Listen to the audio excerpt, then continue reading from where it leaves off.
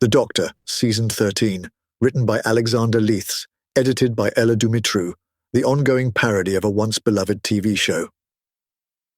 Chapter 1. Far, Far Away. A few flakes of snow danced playfully over the Antarctic tundra, lifted and spun by a relatively gentle midsummer breeze. By now the snow was all too familiar with the tall blue box standing upon the plain, and was utterly unfazed by it. Around the TARDIS, standing or lying, were countless penguins, well spaced from each other at perhaps 10 meters or more, but spreading in countless numbers almost to the horizon. Many of these avian residents shuffled around in a confused fashion, as if recently awakened from a long sleep, or possibly a nightmare. Many more lay unmoving upon the snow, cold and dead.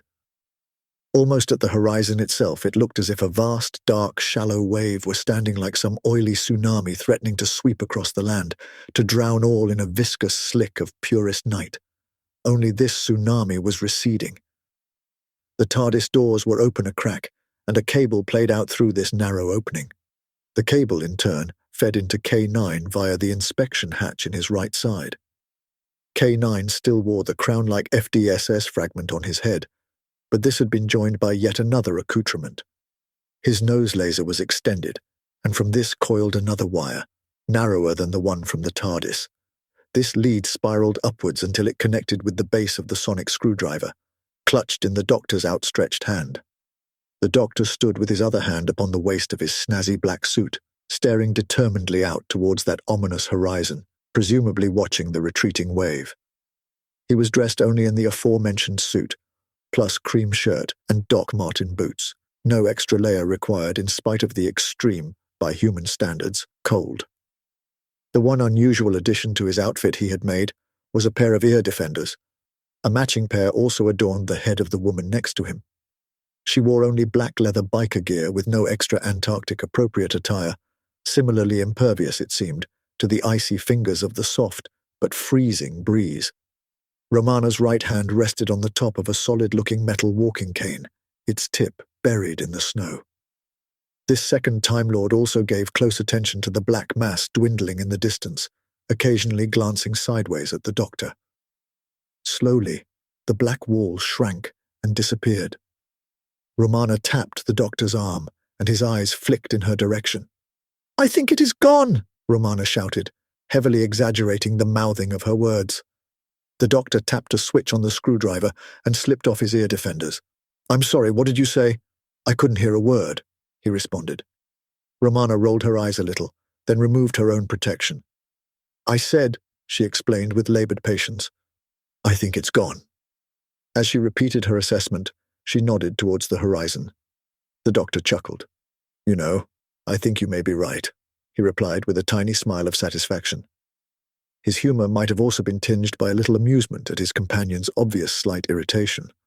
By now, those penguins still infested with the bulk entities will be so far apart that their infections will almost certainly seep out of our reality back into the bulk and leave them free of their influence.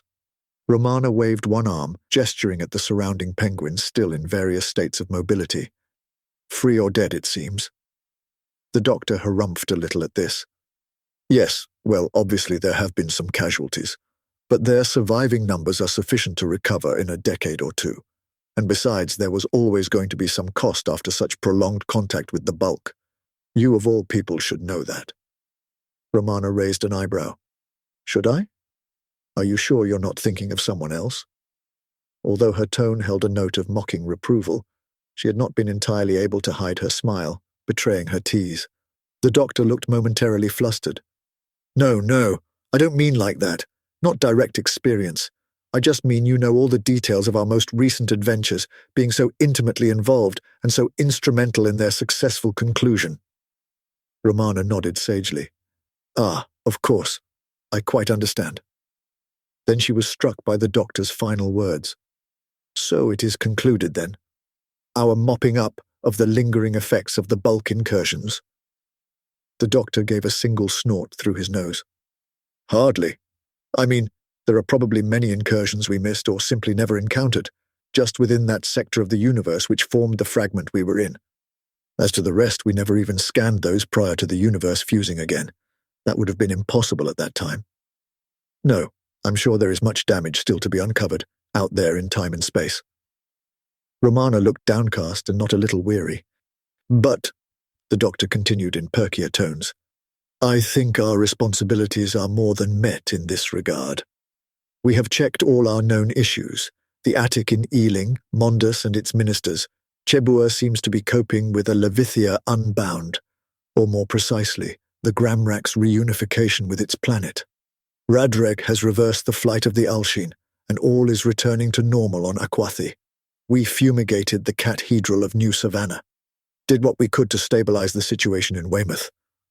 Unfortunately, there was little we could do about the ruins of the Nosna civilization, while End of the Line is now more normally connected with the rest of the universe. The corpses litter but no longer roam its ruddy plains and hills." At the mention of this final obscure planet, Romana's grip upon her cane tightened a little, and she glanced sorrowfully down at it. Whether the doctor noticed this or not was unclear. His tone was just as upbeat as before when he continued, "Yes, I think we can safely say we have met our responsibilities and more." Romana shook off whatever dark ghosts remained with a toss of her hair. When next she spoke, her tone almost matched the doctor's in positivity. "Right then. So where now, Doctor?" The doctor detached the cable from the base of his sonic screwdriver, letting the wire fall to the snow while pocketing his trusty device. He then stuffed his hands into his pockets, breathed deeply of the Antarctic air, and looked around them, beaming a satisfied smile over the wintry wasteland. "We could just watch the sunset?" he suggested amiably, nodding towards the Earth's star a mere 20 degrees above the horizon. Romana huffed impatiently and put her hands on her hips. "Doctor, stop playing for time!" The doctor gave a wry smile. "I take your point," he conceded ruefully. "How about Paris?" he suggested suddenly. "I hear that in this time period they have Christmas markets to rival those of Munich or Cologne." Romana pursed her lips and frowned at the doctor. "It's January." "Well, we do have a time machine," the doctor offered helpfully. Romana threw her hands in the air in exasperation. "Doctor, we are always on Earth. We spend far too much time here. As you yourself said, we do have a time machine. We can go anywhere in time and space." Now it was the doctor's turn to frown. "We don't spend all our time on Earth. Why, in our most recent adventures we explored Mondas, Zardil, Janus, Levithia, Aquathi, New Savannah, Nielnir, and End of the Line." Romana shook her head. "A very selective account of our most recent travels. We also explored Antarctica, Foxgrove, Ealing, the South Pole again, more or less, Ealing again, Weymouth, and finally the Trap Street in central London. And then we had to visit them all again in the cleanup, which is why we are standing, once again, in Antarctica. I would like to get as far away from Earth as possible, both in space and time." The doctor rubbed his chin thoughtfully as he considered her words. "As far away as possible, eh?" the doctor mused to himself. Then he looked up into Romana's eyes and smiled, clearly in possession of a solution. "I think I have just the place," he began, nodding. 200,000 years in the future and thousands of light years away around a blue B-type star." He nodded once again towards the sun. "Believe me, you'll see everything in an entirely new light." Romana pursed her lips at his play on words, but could not entirely suppress her smile. "That does sound like a welcome change. Does this place have a name by any chance?" "Of course," the doctor cried. "The planet I was thinking of is called Albia. The inhabitants are non-human. In fact, the system is far, far away from any areas of human expansion in that part of the galaxy. It is highly unlikely we'll find any Earthlings there at this point in their history, or any other for that matter. They are technologically capable in the period I am thinking of, but well below Gallifreyan. As such, They should provide an interesting source of study and research, as well as providing a lovely change of scene from dear old planet Earth. Romana smiled freely now, nodding in satisfaction. "Then let's waste no more time here, Doctor," she said, gesturing to the snowy landscape before them, before pointing determinedly at the TARDIS doors. "Time to explore brave new worlds." At that the Doctor nodded, and together he, Romana and K9 entered the familiar blue box. The TARDIS pirouetted and spun, flying a couple of 100 meters above the streets of an enormous city. The doors from the main console room were wide open, an ever-changing view of the city scanning haphazardly across this exposed patch. From this relatively low and rapidly dropping vantage point, the city filled the landscape to the horizon. Not that it was easy to make out details as the image swam and tossed sickeningly in the opening. "Doctor," Romana began disapprovingly as she reached towards the door controls, "have you forgotten how to drive?" With that she flicked a switch and the doors swung smoothly closed. The Doctor watched this with a grin as he clutched the sides of the console for support. The grin only partially covered his expression of effort, possibly even struggle, as he wrestled with the TARDIS controls. "Nonsense," he retorted with impatient bravado. "I used to do this sort of thing all the time, and in my current regeneration to boot. Well, or my previous identical one. Oh, you know what I mean." Romana looked extremely doubtful. "I hate to raise the issue of luck when flying, but aren't you technically the 13th of your line?" The Doctor shook his head dismissively. "Pah! I've burnt a regeneration before and kept the face, and I didn't up my personal count then. Why should I start now?" Romana still looked far from convinced. "I believe on that earlier occasion you were entirely in control of the process, which I suppose might make a difference to your counting. But as I understand it, your latest regeneration was anything but standard, or in any way under your control, unless you count the intervention of your first self." The Doctor's frown deepened still further upon hearing mention of the first. "Well, unless you really want to go around calling me Lucky 13, perhaps for appearance sake, if you'll pardon the pun, we should just go on calling me 12. Not that we ever do anyway." By now the TARDIS was a mere 50 feet above the rooftops, and clearly would not remain so for much longer. "Doctor, aren't we coming in a little fast?" Romana asked, one eyebrow raised. "Backseat drivers," the Doctor muttered before continuing more loudly. "As I said, I am sure I remember how to do this." Romana nodded sagely. "Your famous impeccable memory." With the doors now closed, the only view of the outside world came from various monitors on the main console, or scattered around the room housing it. On these it could be seen that the TARDIS had stopped spinning, more or less, and its lateral motion was similarly almost arrested. The same could not be said of its vertical trajectory, however. There was a bone-jarring, crunching thud as the TARDIS hit the ground, and was finally still. Both the Time Lords had bent their knees with the sudden impact, forced into partial crouches. They now straightened up, the Doctor smoothing down his snazzy black suit jacket, while Romana placed her left index finger against the side of her temple. "Flying with your usual due care and attention for the passengers," she observed. The Doctor finished brushing himself down and flashed her a grin. "Anyone you can walk away from," he said cheerily. Romana raised both eyebrows. "A high bar indeed," she exclaimed in a mockingly impressed tone. The Doctor appeared to miss any lack of sincerity entirely, as his tone was just as cheerful when next he spoke. "So, shall we see where we have set down?" Romana inclined her head, then operated the door controls once more. The TARDIS sat upon a wide pavement, which itself marked the edge of a 2-lane highway running in front of a vast palatial building. Such had been the impact of the vehicle's landing that the paving slabs upon which it lay were all cracked and shattered, in stark contrast to those further from the time machine. However, it was not the wanton destruction caused by the Doctor's careless driving which now pressed Romana's brow to furrow and her face to scrunch in disgust. "Doctor, this is Earth!" came her angry accusation, accompanied by a hard stare. "No, it is not," the Doctor responded simply. Romana threw up her hands in her characteristic expression of exasperation. "There's no point denying it. In spite of your stated goal to move us as far from Earth as possible in space and time, you couldn't have got wider of the mark if you tried." "That is the British Museum," she continued impatiently, waving to the building before them. To the left and right of them, wings flanked a courtyard, which was bounded on the side furthest from them by the main body of this Regency-style palatial edifice. At this time it seemed the few remaining visitors were leaving the main building and were strolling towards an exit not far from the Time Lords, as might be expected from the British Museum in early evening.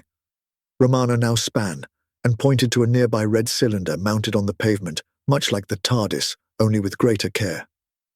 "That is a post box," Romana continued indignantly. "If that GR on the front is current, I would guess we're in the 1920s or 30s, under one of the Georges. Certainly the vehicles on the street look in keeping with that period." At this, Romana paused and glanced skyward, as do the airships. There were indeed several airships visible at different distances and altitudes moving sedately across the sky.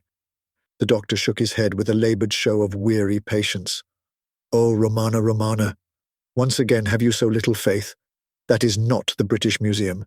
GR is not George Rex, and those are not airships." The doctor then just stood smiling sweetly at Romana. She, in turn, was neither impressed nor convinced. "I think you owe me an explanation," she said slowly before adding, "and it had better be a very, very good one." The doctor inclined his head graciously. "As you wish. This is Albia, not Earth. This is its capital city, Londra. A similar name, I'll grant you, but 1,000,000 billion miles from London Earth." As he said this, the doctor gestured around them airily, encompassing all the various familiar, unfamiliar sights. "That is the Albion Imperial Museum. The GR you see on the postbox over there stands for Gloriana Reg Aina. Gloriana is the Queen Empress of the Albion Empire, and has been for almost 100 glorious years." Now the doctor's arm swept up to capture the sky. "And those are not airships. Well, not all of them anyway. Many of them are spaceships of the Imperial Space Service and other lines." Romana continued to stare coldly at the doctor. "This culture is clearly steeped in earthly traditions and aesthetics. You have obviously dragged us to another outpost of the Terran Empire, or one of its colony worlds. Clearly, and I don't know why I'm surprised, you have been unfaithful to your word and brought us to yet another human-populated world. I am very disappointed in you." The doctor spread his hands wide in a placating manner. "No, no, quite untrue and unfair. No human has ever set foot on this planet, or indeed any in this system. Out-of-system alien visitors are not unheard of, but never from Earth, the Terran Empire, or any human source. We are simply too far off the regular avenues of earthly expansion, commerce, and exploration. Those you see here are Albion, or perhaps more correctly, Chiroan, and once you see them up close, you will see they are quite distinct in appearance from humans, like many other bipedal denizens of the universe." Romana's icy stare had in no way begun to thaw. "Then why does everything look so earthly?" At this, the doctor held up a hand, almost as if to forestall an imminent torrent of ire and recrimination. "Ah, well, you see, there was, once upon a time, one earthly impact on one world in this system. It may have left a tiny mark." "A tiny mark?" Romana repeated skeptically. "Just the smallest of scratches, nothing more," the doctor responded, sounding less convinced of his own words than he might have hoped. 2 or 3 millennia ago, an Earth probe soft-landed on Cairo, one of the innermost of the many habitable planets in this system. It had been launched well over 100,000 years earlier, in the decades leading up to the launch of the Starship UK. The probe had been designed by those most industrious of people as a dual-purpose reconnaissance scout and first contact vehicle. Naturally, by the time it landed here, its first purpose was utterly redundant, rendered useless by distance both in space and time. However, it did rather a good job in the second regard.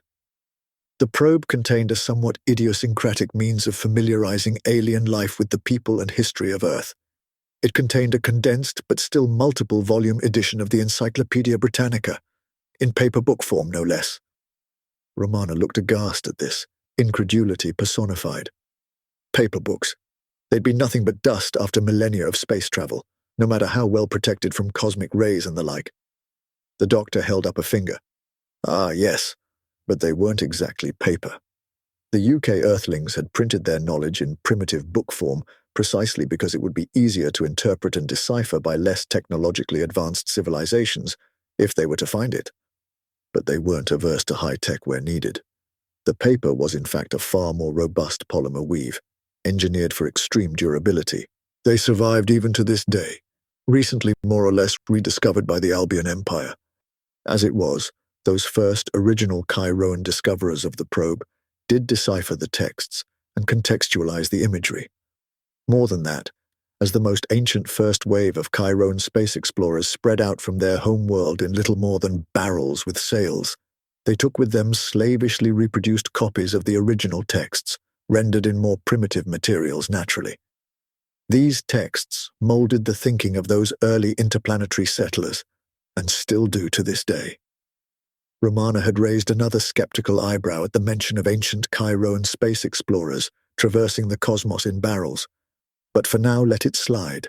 She had bigger fish to fry. She froze the doctor in place with the hardest of stares. I would like to say I can't believe you have done this, but this level of dishonesty is par for the course for you. And yet still my own hopes betrayed me. I had hoped this behavior from you had finally run its course. The doctor looked both flustered and shifty. What do you mean? I have taken us ages from Earth, both in time and space. There will be no humans here, and here the doctor's torrent of words were dammed by Romana's raised hand. You may have told the literal truth, but in spirit it is nothing but lies and selfishness, rotten to the core. You knew I wanted new experiences away from Earth, knew this because I told you, and yet what did you want? Clearly you could not shake free from this obsession with all things earthly, at least not entirely. And so you devised this clever ruse in order to keep to the letter of your word, yet all the while satisfying your own wants and desires. With no discussion, no hints, no warning, just an, oh look, what a strange coincidence, how familiar it all seems, and a shrug, and no actual thought or consideration given to anyone else whatsoever. Romana paused momentarily, and unusually the doctor did not fill the silence. His head had even dropped a little. Romana noticed this, but her manner did not soften.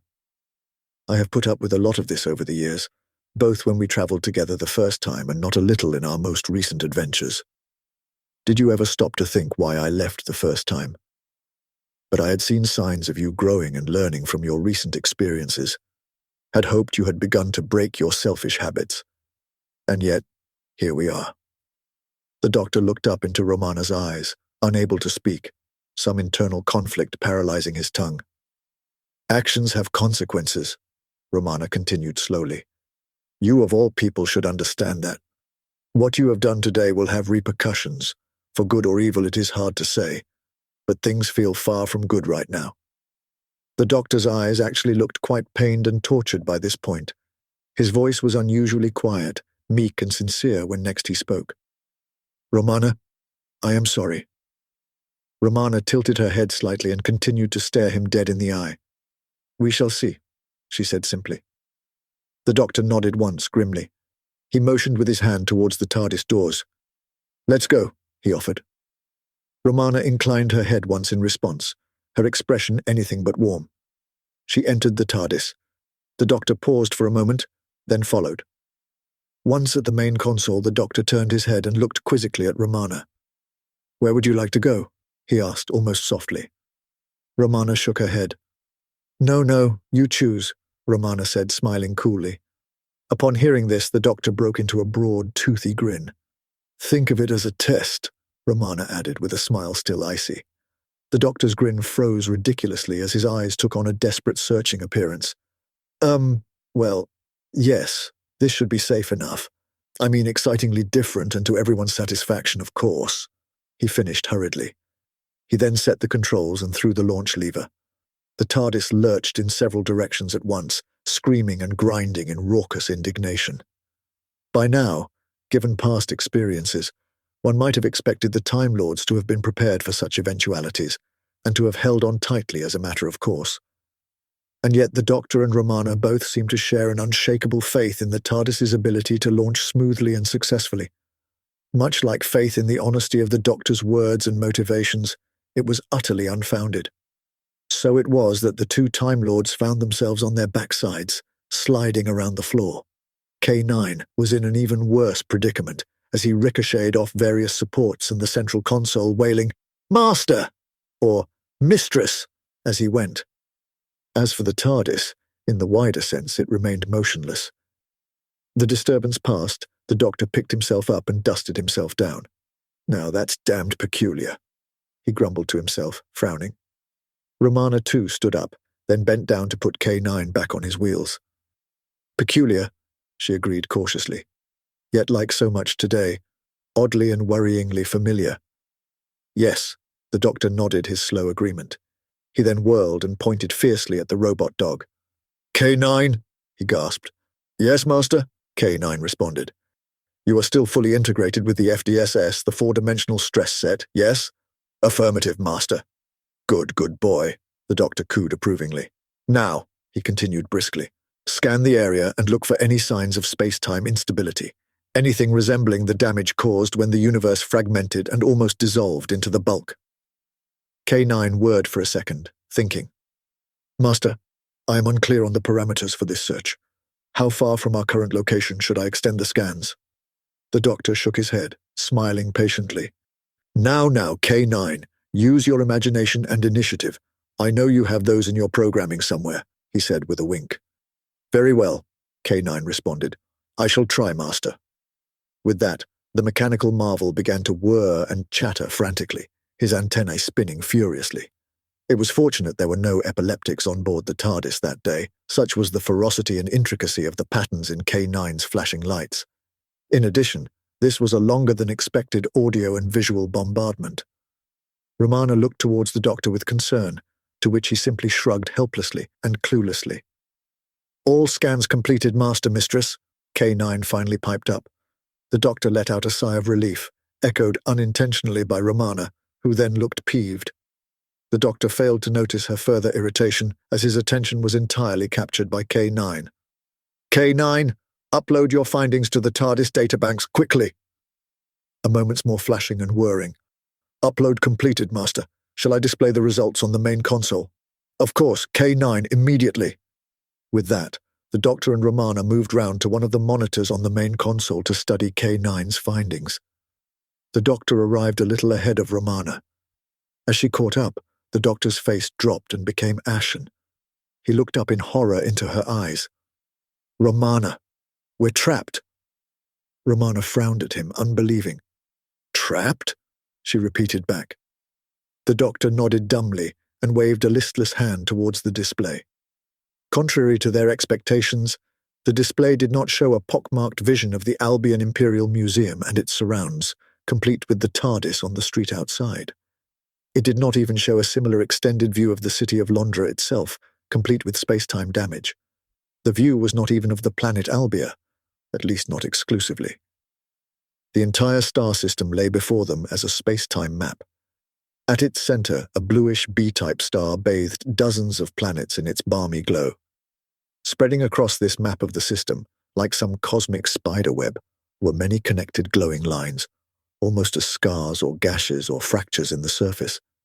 Many of these lines crossed or joined, further increasing the impression of a luminous net. It looks like the damage caused by the universe's fragmentation, but that was supposed to be healing. Why does it look so pronounced here? It's almost as if the universe was not mending at all in this location, Romana mused. The doctor continued to frown, but waggled his head a little as if heartened by something. Well, at least something good has come out of this, he proclaimed. Romana's eyes widened. Really? And how did you work that one out? The doctor waved his hands over the display. From this at least we know our rough landing was not my fault. Romana shook her head slowly. The doctor doth protest too much, methinks. At best we can only say it was not entirely your fault. The doctor harumphed and looked thrown once more. Yes, well, whatever the truth in that, we are nevertheless trapped in this system, on this planet, on this pavement. Romana stared levelly at the doctor. Consequences, she said darkly, and so it begins. The doctor and Romana stared at each other in silence for several long moments. So we're stuck, Romana continued. So much for your great getaway. I can't see us getting much adventure nailed to one spot. The doctor shook his head vigorously. Oh no, you're quite wrong there. I have spent almost entire regenerations in one place before, more or less, and had a great deal to do and experience on those occasions. Romana narrowed her eyes at the doctor. Would that have been on Earth by any chance? The doctor once again looked flustered. Well, not every time, he insisted. Then, seeking to shift attention elsewhere, he looked down at the display and thrust a finger on one point of interest. Look at this, he said urgently. The space-time fractures seem to be radiating out from this inner planet, not from the star itself. That is Upsilon Orionis, by the way, a B-type star, hence the extended habitable zone. If I'm not mistaken, that hot little inner planet is Cairo, the very place of origin of the Albion people. Romana rolled her eyes in exasperation. And much good this information does us, what with the TARDIS grounded and all. The doctor held up a finger. Not at all. The TARDIS may be unable to travel under its own power at this time, but we can. What's more, this is a relatively advanced spacefaring civilization. If we need to travel off-world, as I suspect we might, we can arrange to have the TARDIS shipped with us. Romana nodded her head very slightly in the smallest possible concession to his point. So, again, why so much space-time damage? Why did we not come across it when we were on cleanup duty earlier? The doctor shook his head. Romana, you know full well we did not clean up the whole of space and time, merely those disasters we ourselves encountered. This region of space-time wasn't even in our fragment when the universe shattered, and so we have never seen it until now. Unfortunately, I fear we may run into this sort of thing more often than we might like. Romana stroked her chin thoughtfully, then nodded. I've no doubt you are right. So where now? Given the evidence so far seems to be pointing us to Cairo, yet we are stuck here on Albia. What would you suggest we do? The doctor gave a sly grin. It is true we are hundreds of astronomical units from Cairo, but it just so happens I can think of one place nearer at hand which might be a veritable treasure trove of Cairoan history and lore. Romana stretched her hands wide, inviting the doctor to continue. The doctor was still grinning. Might I suggest a night at the museum?